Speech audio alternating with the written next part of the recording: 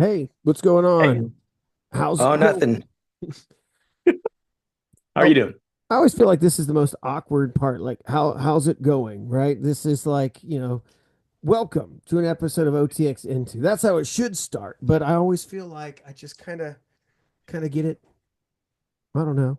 Yeah, Anyway, we've been talking and we just decided that at this point we would invite you all into the conversation. That's I think why we do it the way we do it. But that's right. yeah, That's how we do it. um, So, hey, today's topic, I asked Andrew to help me with this one. We've done a deep dive on this a couple years back. We'll put links to it in this one. But I've been preaching through Matthew and just got done teaching on Jesus's views of divorce. And so, for instance, in Matthew chapter 5, verses 31 and 32, he writes, it was also said, whoever divorces his wife must give her a written notice of divorce. But I tell you, everyone who divorces his wife, except in the case of sexual immorality, causes her to commit adultery. And whoever marries a divorced woman commits adultery. And so the question um, is divorce permissible? And um, what are the reasons for it? And so the deep dive that we did talked a lot about remarriage, divorce, but this one in particular, I think it's just a good. It's been a couple of years I think since we did it, and this is the one I wanted to look at because inevitably when you pitch on something like this, um, it just comes up that like okay, but is that it? Or are there other areas or other places where you could say, hey, maybe there are some exceptions to this. So I wanted to go and do that with you and just talk through it and see if there are some exceptions, if there's something beyond that. What Jesus says. Are there some areas where is he meaning all encompassing that this is the only areas, or are there you know what I mean? Like just that yeah, there yeah, could be more than that, or is that just it? Only one area it's allowed for divorce. That's it. yeah. And of course, we know those listening in. This is a sensitive topic, and of course, we want to try to handle it in that way. But I don't think the Bible is unclear. I think it's clearer than we want it to be. But of course, there is some room for interpretation. And yeah, let's dive back into this. You want to just pray and jump in? Yeah, let's do it, man. Okay, if you'll join me in the Lord's Prayer. Our Father, who art in heaven, hallowed be thy name. Thy kingdom come, thy will be done on earth as it is in heaven. Give us this day our daily bread, and forgive us our trespasses, as we forgive those who trespass against us. And lead us not into temptation, but deliver us from evil. For thine is the kingdom and the power and the glory forever and ever. Amen. Amen. And that's also from the Sermon on the Mount, that Yeah, prayer. we're So, gonna get there. Um, we'll get there. So okay. Here's the thing. So you read this passage, and here's where I came down. I just really all I did I didn't look at exceptions. All I did is I looked at what Jesus says here, and what Jesus does is he goes to Deuteronomy 24. By quoting that passage, Deuteronomy 24. If you read the context of Deuteronomy 24, it says, and I'll just go there, I'll just read it. He yeah. says, if a woman becomes displeasing because he finds something indecent about her, he can write her a divorce certificate. That word indecent, as it's found in the Old Testament, has to do with shame, nakedness, usually something sexual. And so it's pretty clear, though Jews wanted to debate that, especially in the intertestamental period, um, of what that meant. But it's pretty clear that that's a some sort of sexual impropriety. And then it gives a you have to give her if you're gonna give her get a divorce. That hey, if she gets remarried, it's over. Like you're not bringing her back in. So it's really a passage to say like, hey, don't do divorce casually. So that being said, so Jesus looks at Deuteronomy 24. He says there's divorce, but he goes, but I want to tell you that unless there's immorality, you're causing the spouse once you break it up. If they go out and get married again, or you get married again, you are in adultery. And this follows his adultery context. He's just preached on adultery and talked about adultery. And honestly, as I've been reading Matthew 5, I think what he's doing is commenting a lot on what's coming out of the Ten Commandments. Um, and so in this case, he's talking about marriage. He's talking about how marriage should last. The debate is at that time, these people are saying how easily can divorces come, and people are just dissolving them for whatever reason. And so he's pretty strict here. So the big question is, okay, and our deep dive was that we did before. There's more to prior to marriage and in the middle of it, right? Like that infidelity, it's acceptable. It's not commanded, but it's acceptable as an acceptable reason because that marriage bond, that oath, has been broken. So that's the most basic understanding of that passage. Now that inevitably leaves questions open to, okay, right? So I got a couple that came in from as a result. I knew they were going to come in because that's one that is just real life happens. Okay, what about abuse? Does can somebody who is abused do is that grounds for divorce? So you get questions like that. You've got questions about another one that kind of comes up is what about somebody who's like a perpetual pornography user? Is that grounds for a divorce? So some of those things, I think, yeah, I think it's worth exploring and just having a conversation about. So, do you want to just kind of help me kind of walk through some of those and just kind of give me some of your initial thoughts and work through them with me? Yeah. I think the the question is really there's two questions. Often one implies the other in our society, but it's not necessarily that way. And so that is what are the grounds that the Bible gives for biblical divorce? And then, of course, what would the grounds be for biblical remarriage? And I think that a lot of people kind of assume that if you had a biblically approved reason for divorce, that also constitutes the ability to remarry. And I think that's where it really gets stuck because the Bible's not so clear on that. The reasons for divorce that you see are really explicitly we have adultery, right? That's Hmm. what we have in Matthew, according to Jesus. And then we have abandonment, which would be Paul's extension of reasons in 1 Corinthians 7. And beyond that, now, and those are very interesting because the abandonment clause does not really necessitate remarriage at all. Even the adultery clause, remarriage, I believe the Catholic Church says no. Most Protestants say yes. I think in our deep dive, again, we have 4 hours of on this question Yeah. as we were working through it last. I landed. I don't know if we landed in the same place, but I landed that Jesus is interacting with the Mosaic Law, and what we have kind of in the adultery case is the right to remarry in the Old Testament. Therefore, that Jesus isn't undoing that, but the desire of God and the desire expressed in all of these texts is that we would see marriages reconciled. Not that we're looking for a way out and we're immediately looking for our next marriage. And even the remarriage capacity where I kind of landed there, it's still not as clear as I would like it to be. Jesus's words can sometimes be taken very, very much as remarriage is never a possibility. And then, of course, Matthew chapter 19 feeds into that. So I do think that he's interacting piecemeal with this. He's not giving a whole long explication of divorce and remarriage. He's really addressing heart issues of his opponents, really the Pharisees. And so I think that needs to be taken into account. And then if we look at the assumptions of the Old Testament, they're asking him, can you get divorced or not? And he says you can't get divorced for any reason because people were taking that in a super loose sense. Yeah. But no, it's got to be adultery. And so going back to those passages, I think we have the passage where if a man takes on a second wife, he has to provide for her needs.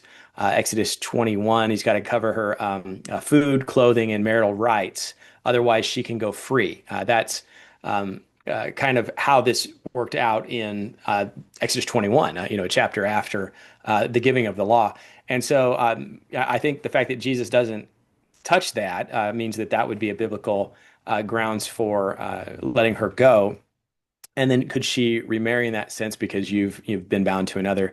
I think that that is okay. There might be a passage in Numbers that I might dig up here on when I pass it over. So, but yeah, yeah, the big one that comes in is the abuse question, or the extension. Does adultery mean more? Yeah. Or could abandonment be forced abandonment? I think in terms of someone being imprisoned or something. I think you mentioned that prior to us starting. So, yeah, those are the two that I see. I don't really see abuse in there. I think abuse must be dealt with, Yeah. and so we'll talk about that. But those are the two that I see. I think that abandonment does not necessarily constitute remarriage, where adultery I think does imply that remarriage may be possible. So that's kind of Yeah. my summary of where I think we landed. So. Yeah, I Um, mean it really is. I think that's a good summary. I think so. Yeah, so it's important to kind of just work through some of these things, right? I think it's pretty clear. We have clear evidence on adultery. We have clear evidence on abandonment. And real quick, just as a refresher, let's look at that passage in First Corinthians to yeah. just what is Paul? How does he word that for us? That would be important to make sure that we get that. And then I think because I think that passage will also be helpful in terms of I think the abuse piece as well. I think there's something in there that we can talk about from there. Um, if I'm looking at it, I'm looking at First Corinthians 7, right? And I'm looking at to verse 12. But I, not the Lord, say to the rest, if any brother has an unbelieving wife and she's willing to live with him, he must not divorce her. So this is the context, right? Especially early Christian, because Paul will also say, don't be unequally yoked. And so this is the case of somebody seems to have gotten saved. They were both unbelievers at one point. He's gotten saved. He's saying, don't divorce now that you've got, now one spouse is a Christian, one's not, right? And I would say, even if you'd gotten under that, you've gotten saved under maybe, and I would say to this too, even if you neglected to obey the original command, which was to be don't be unequally yoked, and you got your marriage in this way, these apply to you as well. But it says, if any brother has an unbelieving wife and she's willing to live with him, he must not divorce her. Also, if a woman has an unbelieving husband and he's willing to live with her, she must not divorce her husband. For the unbelieving husband is made holy by the wife, and the unbelieving wife is made holy by the husband. Otherwise, your children would be unclean as it is; they are holy. But if the unbeliever leaves, let him leave. A brother or sister is not bound in such cases. God has called you to live in peace. Wife, for all you know, you might save your husband. Husband, for all you know, you might save your wife. So that is okay, right? That she can walk away. Anything else in that you would say as we talk about the abandonment piece? Yeah, so the key is she can walk away, not to another spouse. That's Okay. I think the crucial thing is that is left because the heart's desire that Paul's trying to input is reconciliation that he might be saved. Yeah. But if she has been abandoned by him, she is free now. Now, can she remarry or not? And that's the very difficult piece. So sorry, even in the passage I mentioned about abandonment in the Old Testament, which is that Exodus 21 passage, essentially, he's gotten another wife and he's not giving his first wife Yes. what she needs. He's abandoning her physical needs. She's free to go. Is she free to go and remarry? I don't know. It doesn't say. The remarriage point in Deuteronomy 24 is he gave her a certificate of divorce so that she would have record that she'd been divorced. And then he remarries in that passage. And so Jesus is actually referring to that passage, but he doesn't talk about remarriage being tied to anything other than he doesn't really address the remarriage issue, Yeah. basically. You can't get divorced unless there's sexual immorality. But the fact that Jesus does not talk about remarriage, leads me to believe in that context that the remarriage is okay. because it was okay for Moses, but it's still Yeah. grievous because we don't, God hates divorce.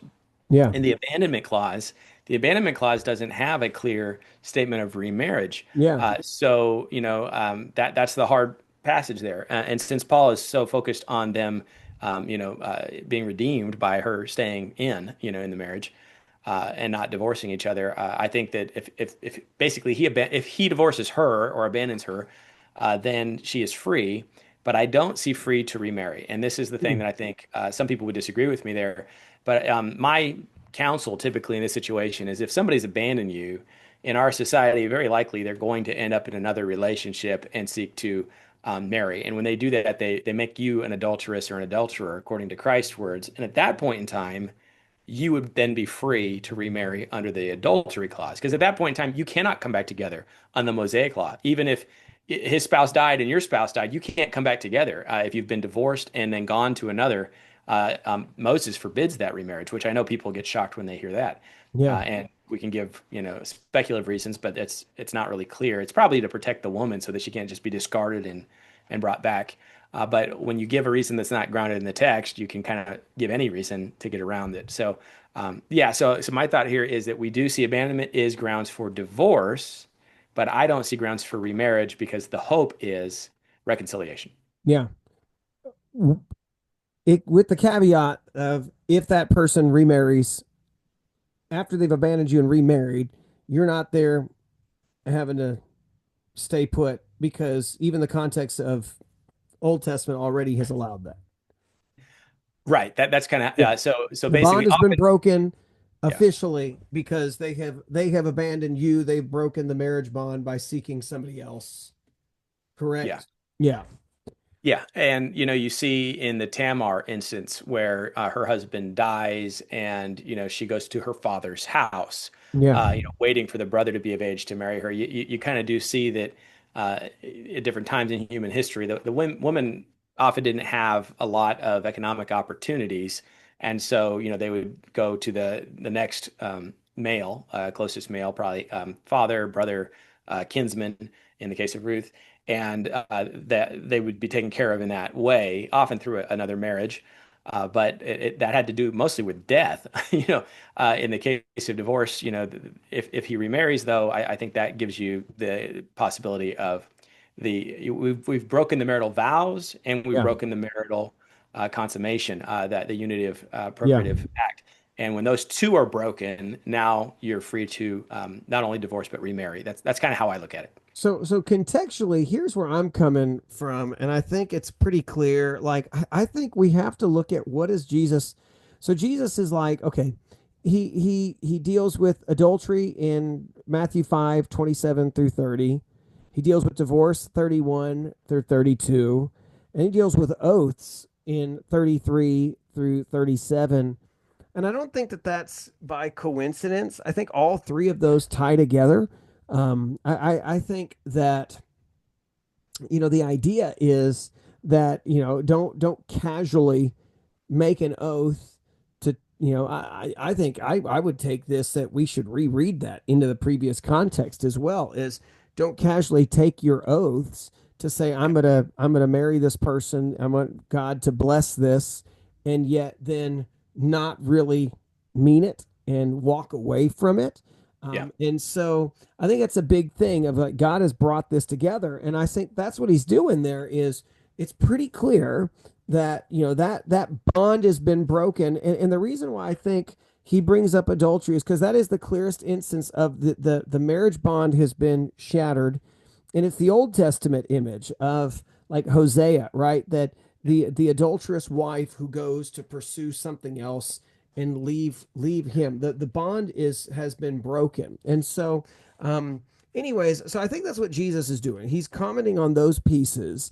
And so then what breaks the bond, right? And that's the big question of do these other areas which are hard, do they break will that break a bond? So I do think there's some nuanced things here. So okay, so people bring up abuse. Now it is interesting. I looked at some stats and I'm trying to remember where I think I saw them on, it might have been a Forbes article on reasons for divorce, that people get divorced, and abuse is way at the bottom of it. And I don't know if that's if people are abused, whether they're fearful to actually do that, any of that. So I don't know what the stats are, but it seems to be a fairly low percentage compared to the way most people are getting divorced is irreconcilable differences, fell out of love, and then, infidelity. Those are like the top ones right there.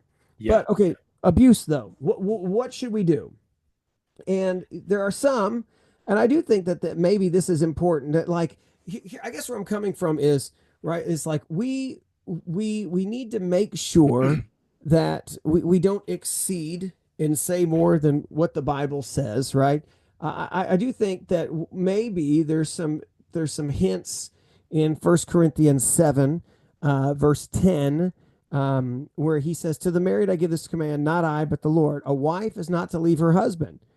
But if she does leave, she must remain unmarried or be reconciled to her husband, and a husband is not to divorce his wife," right? So I think there is that case there of, okay, so we have repeated abuse in that family. What does that mean?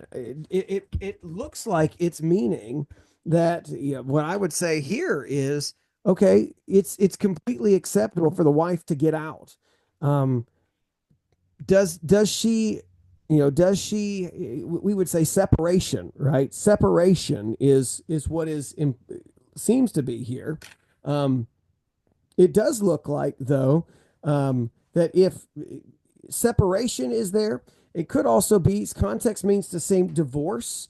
If she does leave, she must remain unmarried or be reconciled. So, like what you had brought up before is the idea of reconciliation. Is the idea it would be hopefully, that that there would be some restoration, that to come apart, to leave would be something that would shake things up. Maybe that there would be reconciliation. Maybe that would get a hold of the individual.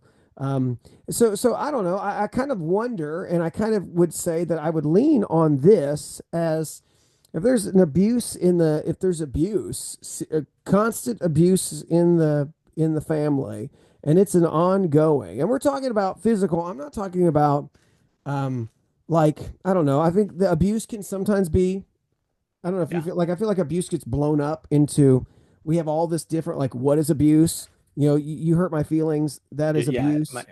my mental well-being is Yeah, yeah. in danger. Yeah. Sometimes that might just mean, hey, you need to kind of figure out marital counseling, how to talk to each other better, or something like that. But talking about real physical abuse, I think it would be important to say, okay, well, what probably needs to happen is you got to get out.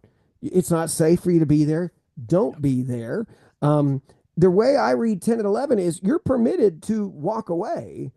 But if you're going to do that, just recognize that, like, the this is it, right? Like, no bond has been broken, sure, but you can't be there anymore. You got to separate from this. Either you separate and hope that he can, or if you can't do it anymore, you divorce. But you're not free to jump back in. It's a pretty strict standard, is what it does appear to be, right? That's what Paul Yeah. seems to be saying. That if you do leave, you got to remain unmarried or be reconciled. I don't know. I mean, it is strict, right? And everybody, Yeah. and I keep going back to, when Jesus says this in Matthew, I think it's 19, right? When he keeps talking, the guys say to him, verse 10, if the relationship of a man with his wife is like this, it's better not to marry. I think they're saying, yeah, this is pretty strict. And it is. He's saying, really, divorce is, you're not to be tearing that up. But really, there's only one reason for it, right? So, anyways, what do you think so far on that? Anything you'd add Yeah. to? I mean, I'm with you on that. I think, again, if we look at that Exodus passage of neglect, um, if neglect is a reason for abandonment in uh, Exodus 21, abuse is worse than neglect, right? So, love your wife as Christ loved the church, gave himself for her. A man who's abusing his wife is doing the opposite, right? He is not providing her safety, not providing her shelter, not meeting her needs. And so, as a result, and of course, vice versa, there are women who abuse their husbands. Just it tends to not be the prominent case because Yeah. men don't report it, and generally men could probably put a stop to it if they wanted to go violent themselves. But this is just this is a terrible thing that takes place. But I kind of look at it, yeah, in the same lens. If I knew of a couple that was enduring abuse, the first step would be, let's get a separation, make sure everyone's safe, kids and Get out. wife. Get out. Get Yeah. out. We're going to help you get out. And then our desire is what Christ taught, is that Christ through the Holy Spirit sanctifies, and that a true believing man, the abuser, can be sanctified, can actually cease to do this. However, it's a very dangerous situation, and I could understand why a woman would never want to put herself back into that situation. And so the desire would be reconciliation.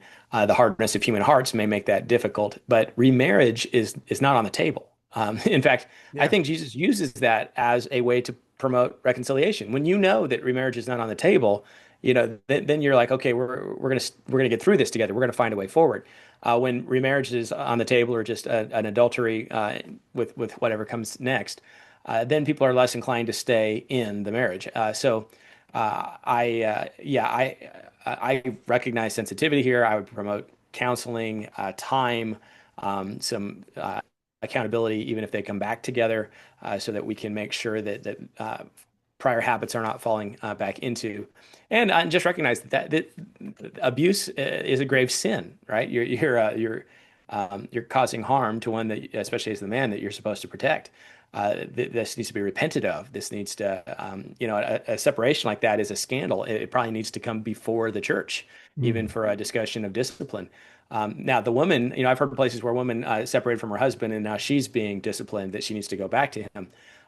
Counseling can recommend those things, but Paul says if she leaves, you just can't get remarried. So I don't think that we should be quick to push that together until we know everyone's safe, and she or the children are persuaded that it's safe. But the Bible does encourage the risk to reconcile. And so I think it's a very sensitive issue. It's a tough issue, but remarriage is not on the table in the case of abandonment or abuse. But I think abandonment and abuse could be tied together. I've heard people say abuse can be tied to adultery. I don't think so. I think if there is going to be a Mm. connection to one of the two A's that are clear, abandonment and adultery, abuse ties to abandonment much more than it would adultery. Because when you Yeah. make adultery that loose, you can tie just about anything to it. Yeah.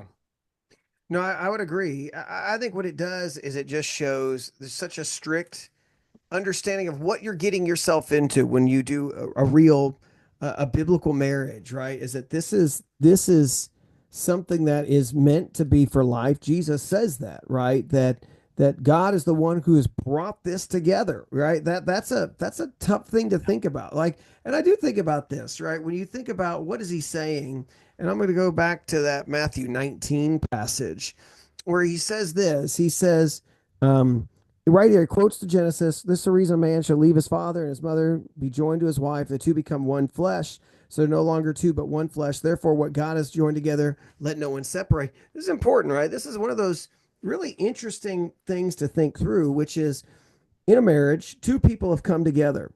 Two people have joined together. Now, in that context, I don't know. Is it families that are joining themselves together? And they're hey, I'm going to get you in. You're going to marry my kid or anything. Or is it more like, hey, like sometimes the Old Testament too, you just kind of see, hey, Rachel looks good to me, or, and I got to have Leah too, I guess, that kind of a thing. That being said, two people joined together. They did it themselves. They made that decision, but then he then says that it was God who has joined them together. And so there is this piece of understanding that this marriage is much deeper. Marriage is much deeper than just simply two people got together and we had a party, celebrated a bond together. No, it's a marriage. It's one of those same things that we deal with, which is human, what is human interaction, but what is God sovereignly bringing together as well. That's something that has struck me a lot more recently as I think about this, right? That God has been the one working behind. And so that's why he's saying it's such a big deal to truly dissolve this. And so when we ask the question, but what about this or what about that? Like that is something we should recognize, that like one of the reasons why it's so strict is because this is something that not just two people, this is something God has brought together, and his desires for us to work this out, his desires for us to keep it, to work. And if it's meant to be, if it's meant to look like Christ in the church, then the redemption pieces are important too. If it's meant to portray the gospel, as Ephesians 5 says, an ideal marriage should, then there's part of that as well. That being said, it's an important to join together. It's very serious to try to separate. And so, that's one of the things that we need to just keep in mind. Yeah, that's where I'm at on this is, when you look at this, okay, so like, okay, some of the other reasons, they're big reasons, they're bad reasons, but yeah, we need to be able to say, that we're not willing to just break this apart because we feel like it should be one way or the other, right? I don't know, man. That's kind of where I'm looking at. So I think there's other things that are good reasons. It seems like what he says is hardness of your hearts. Like people, yeah, this is, the people need. There are going to be reasons why, but that's not what the intention was. It was never meant to be broken apart like that. Um, so so, anyways, I think it's just pretty clear. There are cases when divorce is permissible, but to get remarried, you're separating that bond that God was the one who brought it together. So Jesus is making it very clear that bond gets shattered, gets broken with adultery. But you and I were just talking about, in a break. We had a quick break between these sessions, right? Is that it's permissive, but it's not mandated when Right. it comes to even that, right? That's he's not saying you must. Yeah. Yeah. Yeah, the heart is reconciliation. The heart is this person I've covenanted with, I've given my life to in exchange for their life, to do life together as a reflection of God's covenantal love for his people, and a picture of Christ and his church. The big deals of marriage, that even if somebody has an affair, I'm not obliged to divorce them. The desire is repentance and reconciliation. And so, it's not a popular stuff today, because today we're all about kind of setting ourselves free. I just fell out of love. This Yeah. autonomy of however I'm personally doing overrides all of our obligations and commitments. But the biblical picture is one of God himself did not divorce his people, and they have cheated on him in every way. Some horribly explicit in some Old Testament passages. That love is what we're to try to show. And so, yeah, I think that helps guide in this. That divorce is something that we shouldn't be seeking. And if it occurs, it's really careful. We got to be really careful if we remarry, because we may not really ever be permitted to remarry. And I think that's Yeah. sometimes, comes up in very pragmatic ways that we don't always anticipate when you get married. Well, I mean, and honestly, this is where some of this stuff has a discussion of, like, you and I both know you have these behind the scenes discussions, when it comes to the eligibility of a deacon or an elder, and they ask, what does that mean about to be a one woman man? But well, does it have relationship to this too? Yeah. Those are pieces of this, and so, man, yeah, it's important to just say what God wants is a marriage to last. In fact, I mean, that's if you look at Matthew 19, and I didn't go full into Matthew 19 because I was in Matthew 5. I wanted to expound Matthew 5, but Matthew 19, Jesus is like, the people are saying, well, if Jesus makes it very clear, like, God doesn't want it to be broken. He wants lasting marriages. That was the intention of two to come together. And then they're like, but hey, weren't we all permitted to divorce? And that's where he says it was permitted because of the hardness of your hearts. But that's not what the original intention was. That's what he says in verse 8, Matthew 19, verse 8. And so it's saying that, like, this is the goal. And then even his own disciples are like, man, if that's what marriage is, and that's why would I ever want to, right? And that's not what they say. They say if it's like this with a man and his wife is like this, it's better not to marry. So That being said, you're absolutely right. It talks about that God's heart is for lasting marriages, ones to be there be reconciliation, but he does permit divorce, and so there are reasons to divorce. What you have said, and I thought was really key, is the remarriage piece, because that's really what's at it, right? Is if you break it off and once you start remarrying others, that marriage bond is severed, and that's a very serious thing. So, Yeah. lightning round, if you don't mind. Okay. Okay. Give Let's me go your for it. thoughts on something, and then let's talk. Okay, Yeah. what about the person who they say, well, okay, they're in prison now, and it's going to be years and years and years till they get out. Is that person permitted to divorce and let's just say remarry too? And maybe that's two questions in and of itself. Yeah. So in that situation, the person now, I guess it's less rapid if I do this, but we are in a culture today where the woman can divorce the husband and vice versa, where legally in antiquity women were not always permitted. So most of the instructions in the Bible are given towards the men, but even in Paul's discussion, the women are they have certain things that Yeah, they can Paul do. talks about that women can leave too. Yeah. Yeah. So, if we talked about violating obligations, the biblical picture is that the man's role is providing and protecting, and the Yeah. woman's role is helping and looking after the children and supporting her husband. Well, in an imprisonment situation, neither party is going to be able to really do their part, Yeah. at least for a period of time. Well, so, I think we fall right back into the abandonment clause. This is a forced abandonment because of incarceration and likely because one party was guilty, right? So, assuming our system of justice is accurate, well, what are we to do? Well, it just follows the abandonment clause, right? So they're separated. Um, the goal is reconciliation. The goal is waiting until we can be reconciled, so long as neither party goes and finds a replacement, divorces and remarries, which biblically a Christian should not do in this situation. This is the Jesus clause of it'd be better not to have gotten married to begin with. Yeah. If you can accept it, then do it. These are the hard cases in life that the Bible is clearer than we would like it to be. So and here's the thing that's interesting about this abandonment clause in Paul. Paul is very aware that men and women have physical desires that accompany marriage. And so he encourages people who are in a situation where they can remarry to do it if they have a drive that would be leading them to sin. He doesn't say in the situation of abandonment, remarry.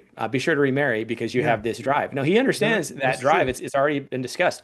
So we do have the reality that sometimes we're going to be in a situation where we just have to restrain ourselves indefinitely and maybe for the rest of our lives with regard to sexuality. And that's a terrible thing. I think that's what they were upset about as well when they're talking to Jesus. It would have been better never to get married in the first place or to be married and have a terrible experience and not be able to try again. But that is the case. So yes, if somebody's incarcerated and they're both believers and we're giving counsel, or if the one we're giving counsel to is a believer, it's abandonment clause.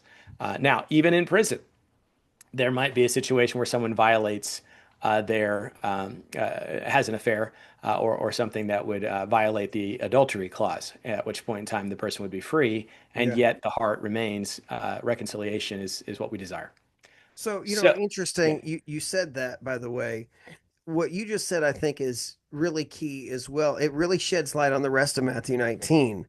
When they say, well, it's better not to marry, he says, not everyone can accept the same, but only those to whom it's been given. For there are eunuchs who were born that way from their mother's womb. There are eunuchs who were made by men, and there are eunuchs who have made themselves that way because of the kingdom of heaven. The one who is able to accept it should accept it. There's part of that question about what does he mean by the idea of being a eunuch? And it says because of the kingdom of heaven. And I've always looked at that as just people who have chosen to not marry, people who have chosen to say singleness. But I also think in the context of marriage and remarrying that there are people who are saying, right, okay, I understand the consequences of this. And as a result of, I'm going to separate, I'm going to break, but I'm not going to. because I'm taking this very seriously, and I will not remarry as a result. I'm going to remain a eunuch for the sake, right? So I think that's important. Now here's something to say. Okay, so what about though somebody who has murdered somebody and they're in prison and they're going to be in prison for life or something like that? What do you mean? There's no chance of them ever getting out. They're gone.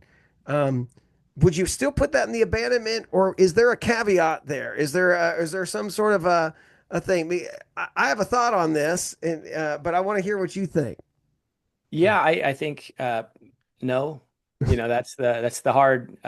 Jesus's words aren't confusing here. That there are situations where you are out of luck, Yeah.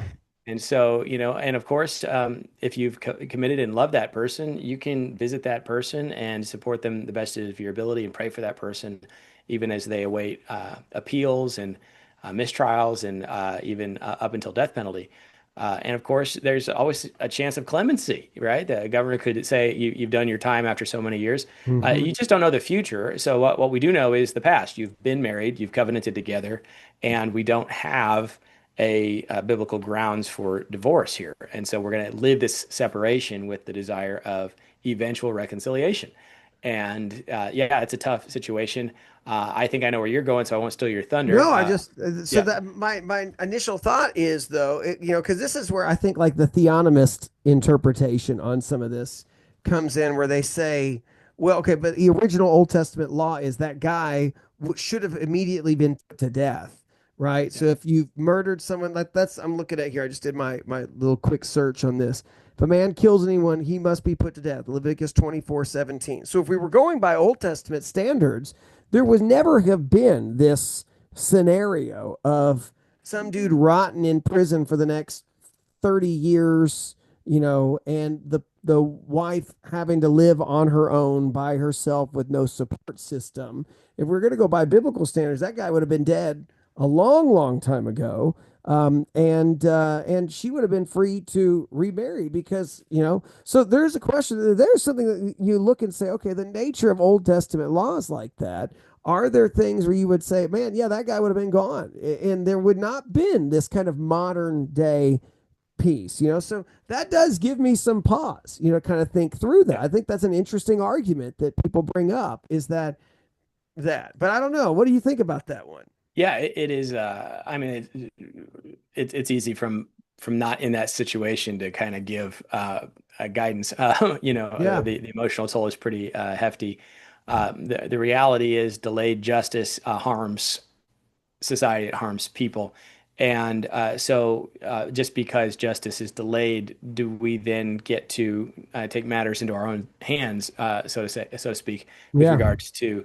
And I think the answer is no, we don't. Although I definitely grieve with the person who's in that situation, and uh, it's just unfortunate. The reality is though that uh, do can you love a murderer, right? Can you love somebody who has done a vile and horrible act and is now in prison? Um, it can be done. God does, Yeah. right? God Yeah. loves people that He's called to Himself from horrible situations. So yes, I think trying to emulate God, the goal is not looking for an escape. The goal is to say, all right, this person needs me now more than ever, and I'm going to do my best to love and support them from a distance. However, it's just uh, you can't, real life is real life, and it is it's just hard, Yeah. but that's a situation. If ever there was a situation where Jesus says, it's hard for people to accept, Lord, yes, but if you can, you Hmm. should accept it. That's the risk, right? You have a risk when you get married that some things could happen that just, the Yeah. paralyzation thing, your spouse is a quadriplegic, and there's just no service neck down, right? And so you're going to have needs that are unmet. And your life is going to be very difficult. It's almost easier if the person was in jail, right? Yeah. But you can love the person; they're not guilty of a heinous crime. But you take a risk when you have children. You don't know if they're all going to be healthy. You don't know what's going to happen, and so that's just kind of the fallen world we live in. We don't get to just freelance on God's law Yeah. and take it in our own hands. So, Well, that's a good one. There are some. My initial thought too on some of this, to go back to the abuse thing. It's not spelled out here, so I wouldn't go any further. But I think some could say, okay, well, Exodus 21 says whoever strikes his father or mother must be put to death. Should that apply to? Does the same standard apply to whoever strikes his wife? Like to make the problem is with all of this, right? Is this is what should have taken place in the Old Testament. It doesn't say that. It doesn't say, I mean, you do see where in Malachi, he chastises them. He calls it acting treacherously against the one. He tells them to stop it and to get right. God's not going to bless them or talk. And so there's all this scenario that you're like, it's hard. I think what you can continue to go back to, right, is I think 1 Corinthians 7, right? What Jesus says in Matthew 5, Matthew 19, 1 Corinthians 7, we understand, right? It's the remarriage piece that the nastiness of life happens. The remarriage piece is tricky, and that's we need to keep that in mind. Okay, one more rapid fire for you. Give me your thoughts on this. In the context, Matthew 5, Jesus is talking about adultery of the heart, and then remarriage. Question for you: what do you think? Do you think that let's talk about, do you see ever that pornography use in a marriage is grounds for divorce? uh, yeah, well, framed that way, it's a little more challenging ever. Let me cut it this way. Is pornography and watching pornography and self-abuse, is that akin to adultery in the sense of this passage? I would say it is not, but it is the way that you end up committing legal adultery. Yeah. It starts in the heart and eventually it'll manifest outside of the heart. Are you betraying the wife of your youth in that sense? Yes, you are. Are you failing as a husband in that sense? Yes, you are. Or, potentially a wife, but this is generally more directed towards the men. Yeah. And so, in our society, it's so promiscuous and pornography is so accessible that basically every woman in America might have at some point in time grounds for divorce if this equaled adultery. So I do think Jesus is referring to internal sin, hatred for murder, and fornication in the heart for adultery. That I've heard that argued. Now, I do think it's a serious sin. It's one that needs to be repented of. It's one that needs to be guarded against and counseled for. But is that what's going on here? Because Jesus is interacting with the Mosaic law Yeah. and giving a very specific thing. Now, he also called his people to a higher standard of holiness. But I think in the context here, he's really referencing the actual act of going into another person who is not Yeah. your spouse. So I think that is that's what So is where I would stand on that. what I Yeah. what I would say is, okay, and some of these, it's kind of like the same thing of like, should we make distinction between an instance versus this perpetual refuses to fix it, refuses to see that, and once again, can that be linked to an abandonment piece as well, which is if you begin to now, you have already gone into this perpetual, you have been confronted with it, you refuse to fix it, you stay, now you have devoted your sex life to pornographic use, you're refusing conjugal rights to your spouse, you don't even provide from in that capacity. There's a part of me that does say, like, it does, is at some point, and it's a question, like I said, I'm figuring this out still. Yeah. Is there a part where that crosses a line to where this perpetual refusal to repent, refusal to change, does that become grounds for the bond has been broken because they have severed, not that they have fallen into sin, because we make that distinction, right? There's difference between a falling into the sin, versus the perpetual unrepentant desiring of sin. And I think both of those are the things that I think that's just a really tough one to really kind of think Yeah. through. So I think when we start failing to uphold marital responsibilities, you can invoke the abandonment clause deal, even though the desire is not to see that take place. Yeah. So, if someone's so addicted that they can't fulfill their obligations to their spouse, more likely in the situation, their spouse doesn't want anything to do with them in that Yeah. regard. It becomes a cycle That's because true. there is a That's always desire. super tough.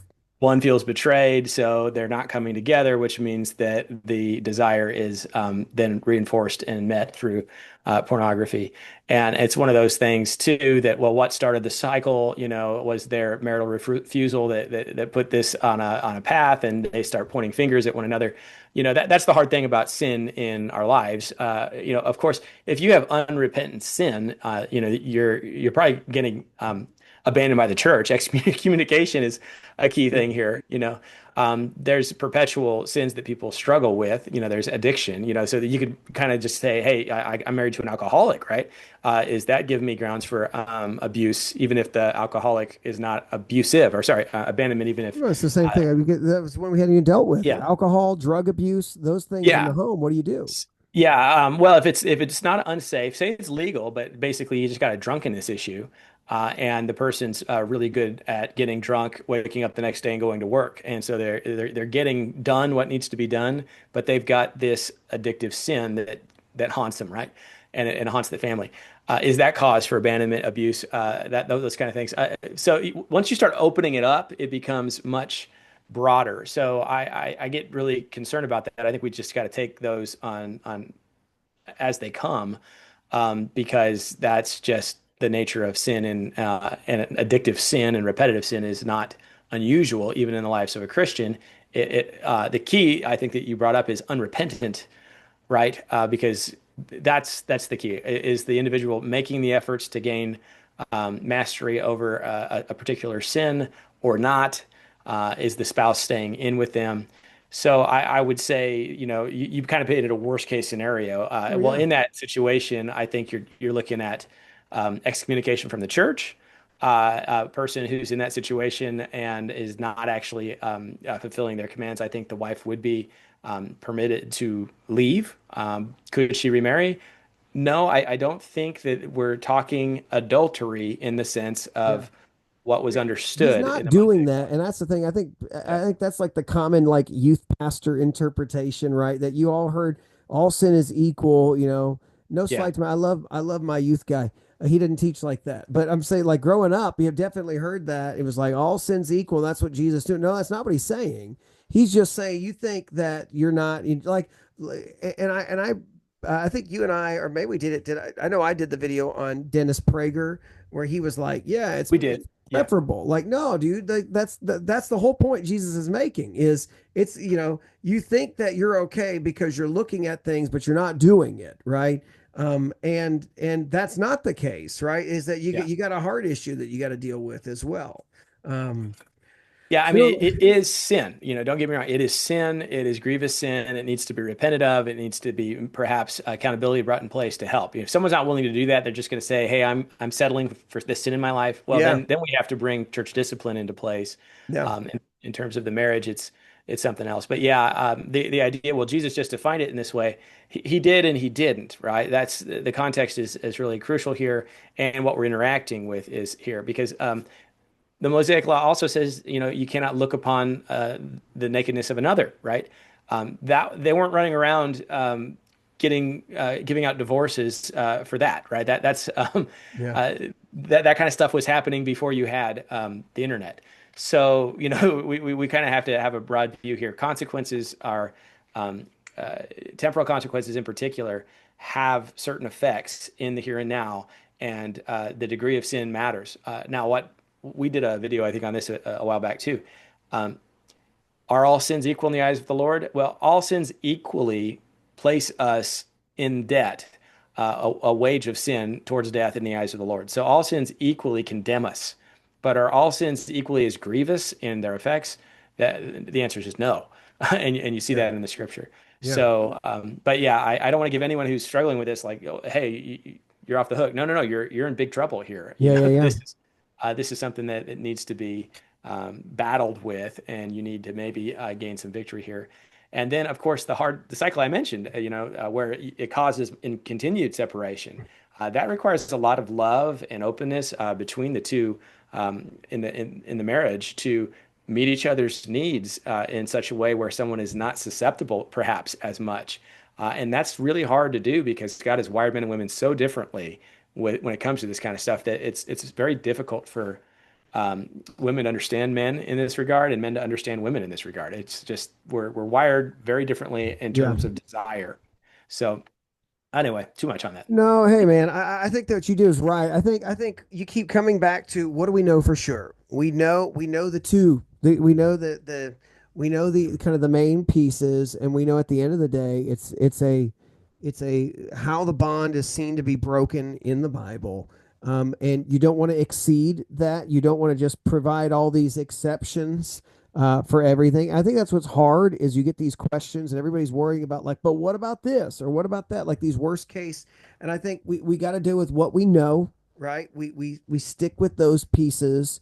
Um, and really we hold firmly to that. Look, it's permissible, but to remarry unless there's biblical grounds for that, like that's not our place. And it's a hard place. And I think that might leave more of our people in the same boat as Matthew 19, which is if this is what it is, if this is, then it's better not to. And that's the hard part there. So I think you're right. I think, it's, you got to be very careful with how you start handing, and saying, well, that one's okay in that case or in that case. Like that's not that clear. Are they serious sins? Absolutely.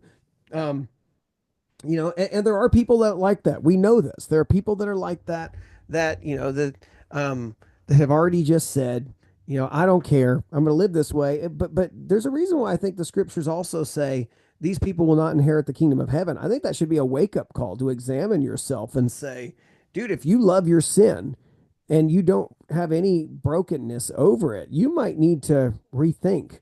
You might have a bigger problem of whether or not you have you're breaking your marital bond. You have a bigger problem of, do I even belong to him? If you're in perpetual sin, you refuse to even to get that right. But you're right. I think we should not be so easily just handing out, here's your card. It's, oh, we'll call that abuse or we'll call that divorce. I think praying for reconciliation. I think working through that. I think, and then at the end of the day, I think it's going to have to come down to you as a married couple. If you're going through, is seeking what does God really want? How does my marriage fit with this, or how does my divorce fit with this? And then you've got to leave it alone. You've got to give that up to Him. You got to work. I think it's there are some hard places that we know the Bible lands, and there's some areas that, yeah, we're going to have to you're going to have to take that one to the Lord very carefully, wisely. I think it's hard with these broad brushes sometimes to do that. I think we major on what we know, um, and lean on that. And I don't think we should get caught up in changing viewpoints because there's a few of these like really difficult cases to look at or anything like that. Um, I think last thing I'm going to say is just what we know. What breaks the marital bond? Unfaithfulness breaks a marital bond. There's that. Um, and outside of that, like we've said, divorce, but not remarriage. Those are kind of permissible in certain areas. But anyways, I think I've kind of hit everything I need to say on this Yeah. in terms of answering some of these questions. Well, and I just wanted to come back. The marital bond is both oath and union, the physical conjugal union, and so you can violate one and remain married if you hold the oaths, and you can violate the oaths and hold on to the other. It's the two that kind of bind it together. And so, just because someone has had an affair does not mean they are divorced, because the oaths can hold them through, and forgiveness can happen. And just because someone's failed at times to support the oaths of to provide, to protect, to care for, to obey, to all those wonderful things we commit one to another that come from the Bible, by the way, um, doesn't mean that they're divorced. That's that abandonment with the hope of a reconciliation. And so it's when they're both broken that now we're divorced, and the question is the way they were broken has that opened up the possibility of remarriage. Sadly, so many of my folks they've not thought through any of these things, and this is one of the reasons I would say pastoral authority is really important here, because you and I have spent hours and hours on this, and most of our folks in our churches have not spent very long. They learn new Bible verses today. Yeah. And so if you're in this situation, it's really important to go to your pastor and work through this. And then I really think we need to advocate laws in our land that support biblical marriage. In Arizona years ago, they established covenant marriage as an additional type of legal bond that you can.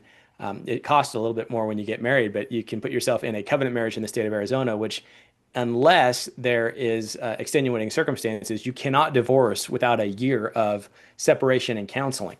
Now, this was fairly normal in most states that didn't go to kind of no fault marriages. But when Arizona went to Mhm. no fault, they lobbied to create this kind of parallel marriage structure. Nobody gets it because when they get married, they don't want to say, "Oh, we plan on a divorce." But I really encourage all of my members, if you're going to get married, do this covenant marriage, because a lot of times when you get divorced, you're at a fever pitch moment, and you would be benefited from a time of separation and counseling, and let everyone calm down a little bit. I think that would save so many marriages. I don't know what Tennessee, I suspect Tennessee doesn't have a no fault marriage law. So that's We probably do. more standard. We have no fault. Oh, Yeah, yeah. I mean, yeah, they've got that as well. But they've also got stuff that, like, that they, as I've read through some of it, I mean, there's a place to have some cooling down to try to figure that out. But yeah, no faults there as well. That's the thing too. I think it's important is just because it's permissible, and we could do all sorts of videos on things that are permissible in our land, but are not acceptable by the scripture standards. One of them is no fault divorce, right? That's not a permissible, but it's not what the biblical standard is, right? That there are very few cases, that would warrant that. And then the whole remarriage thing. So, Yeah. Well, and one of the things that'd be interesting, I think right now, 70% of marriages or divorces are initiated by women mm, in our society. Why is that? Is that because a lot of men are committing marital affairs, or is that because women are in a much better economic position, and so they just kind of look at we made it to whatever threshold, and let's just call it quits. That's one of the issues. Is I'd love to discuss why you think that is, but I don't really know yeah, the reasoning behind that. All I know is that in the time of the scripture, women would not have had access to initiate that, and so there's some benefits to that. There's also some interesting things to consider, but that's where I think it's important for Christians to say we really need the state to kind of help us institute an understanding of marriage that is more in line with what God expects of marriage, because it's not just a spiritual thing that the church does. No, it's both spiritual Christian, but it's also physical, tangible sphere of society. And when we get marriage wrong, and when marriages fall apart, it destroys generations of people. And the statistics show that. So these are some things that have just been on my mind more recently, because I think the church always wants to kind of be so separate from the state that we don't really, oh, that you guys just do your thing and we'll teach this over here. Our people are informed by what the state permits. And so I'd yeah, love to see more movements getting rid of the no fault stuff, and putting in stricter requirements for breaking this union, because yeah, I think God would be pleased with that, to be yeah, honest. yeah. So, No, I would agree. I'd agree. Oh man. all right. Well, hey, this was a good one. Man, there are so many little things that I just want to start talking about, but it's like we've hit our time limit, and I've Yeah. got to go to VBS in just a few minutes. So, um, hey, man, thank you for doing this one with me and talking through. I know I appreciate doing these sometimes, just going back and forth, just kind of thinking out loud on some of this, because when you preach a passage like that, you don't have the time to really just answer every one of those, but those are things that are going to come up. Yeah. So, man, thank you for doing that with me today. I appreciate it. All right. Well, it was fun, and yeah. Again, go look at our other videos if you want to do a deep dive. We worked through all the verses. We really took some time on this, but hopefully that'll be instructive. You want to Yeah, close this out? let's do it, man. All right. All right. May the Lord bless you and protect you. May the Lord make his face shine on you and be gracious to you. May the Lord look with favor on you and give you peace. God bless, guys. Thanks for watching. We'll talk to you later. Take care. Bye. Bye bye.